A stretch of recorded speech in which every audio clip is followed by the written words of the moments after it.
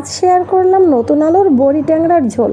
তার জন্য লাগছে গোটা জিরা, গোটা গরম মশলা, গোটা ধনিয়া এবং 2টা তেজপাতা গরম কড়াইতে ভালো করে ভেজে নিব গুঁড়ো করার জন্য। তারপর কড়াইতে তেল দিয়ে গরম হয়ে গেলে দিব জিরা ফোড়ন এবং একটু নেড়ে ছেড়ে তার মধ্যে দিয়ে দেব আমাদের কেটে রাখা আলুগুলো। তো আলুগুলো দেওয়ার পরে এটাতে দিব প্রয়োজন মতো লবণ, হলুদ।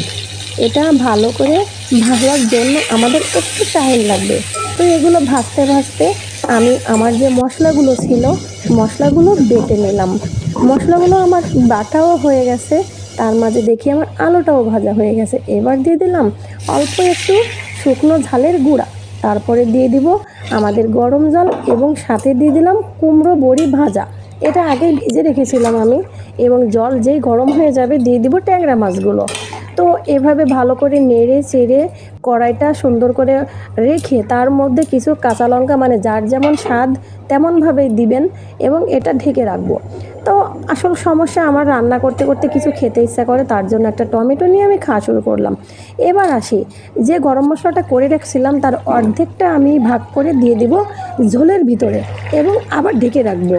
তো ঢেকে রাখার পরে দেখব যখন নামানোর মতন হয়ে যাবে তখন আমি বাকি গরম মশলাটুকু তরকারিটুকু ঢেলে তার উপরে দিয়ে দেবো। ব্যাস, এভাবেই রান্না শেষ।